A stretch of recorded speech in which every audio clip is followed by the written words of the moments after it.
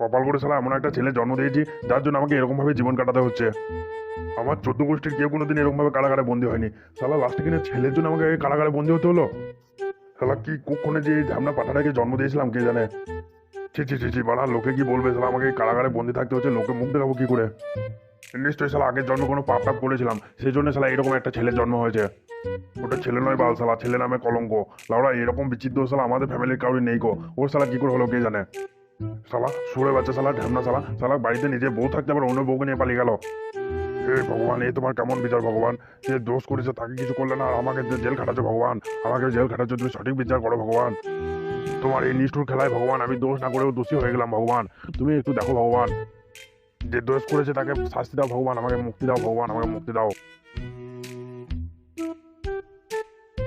আরে কাকা, ওখানে বসে বসে মনে মনে কি বিড়বিড় করছো কি? যারা আমার আমাকে এখানে বন্দি করে গেছে তারা যেন সব ধ্বংস হয়ে যায়, আমি ভগবানের কাছে সেই প্রার্থনা করছি। আচ্ছা আচ্ছা, সে তুমি ভালো করেছো, যার জন্য যাচ্ছে, আমার জন্য কিছু খারাপ চাও নাই তো?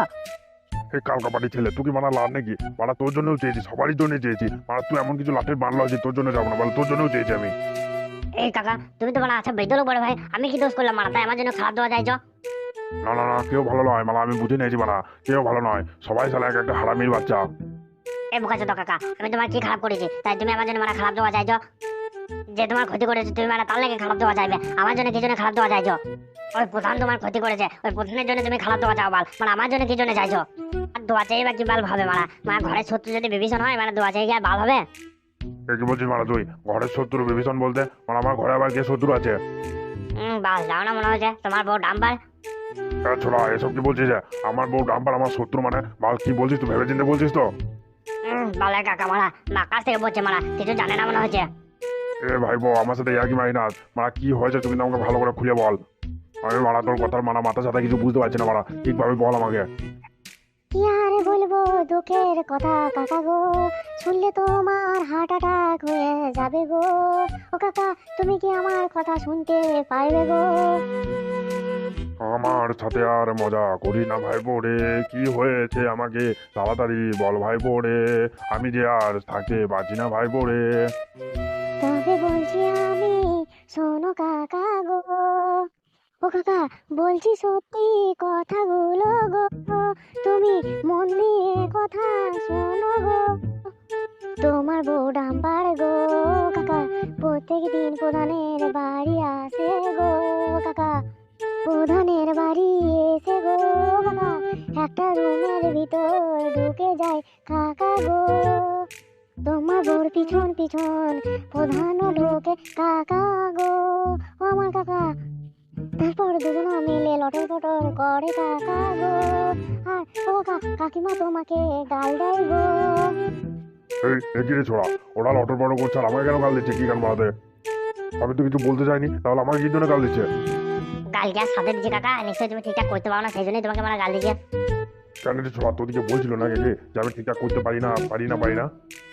কাকা, সব কিছু আর মুখে বলতে হয় বলো? সমাজদারও গেলে ইশারায় কাঁপিয়ে না, তাহলে ওর হাব ভাবেই তো বোঝা যায়। দেখো কাকা, তুমি যদি ঠিকঠাক কাকিমাকে করতে পারতে তাহলে কাকিমা কিন্তু ওই তোমাকে ছেড়ে আর ওই গ্রামের প্রধান কাজে যেত না। তাহলে এখান থেকেই তো বোঝা যায় যে কাকিমা তোমার থেকে প্রধানকে বেশি ভালোবাসে। হ্যাঁ ভাই বল, সেটাও তো তোমার ঠিকই বলেছিস, কিন্তু আমি এখন কি করবো বলতো? আমি কি বানা এখান থেকে আর বেরোতে পারবো না পারবো না? শোনো কাকা, আমাদের ডাম্বার কাকিমা যা করছে করছে, সব কিন্তু কিন্তু তোমাকে মেনে নিতে হবে।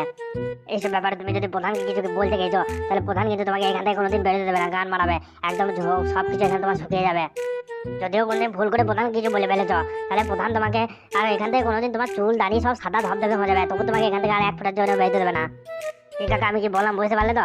মেনে নিতে পারবে তো চুপচাপ? সেই তোরে ভাইবো, মেনে নিতে কষ্টও তো হবে কিন্তু কিছু করারও তো নাই, মেনে নিতে হবে।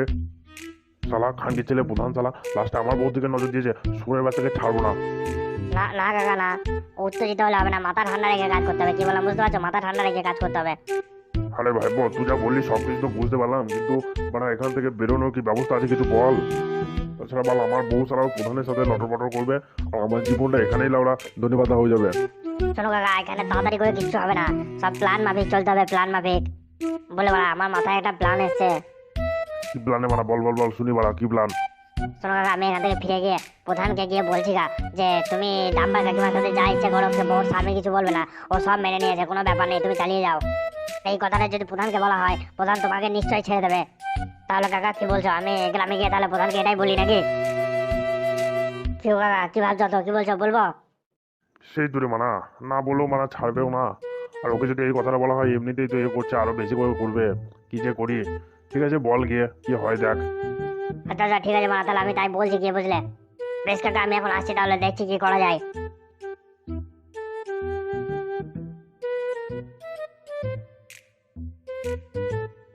মা, ও মা, মা, আসছি রে মা, আসছি, দাঁড়া একটু দাঁড়া।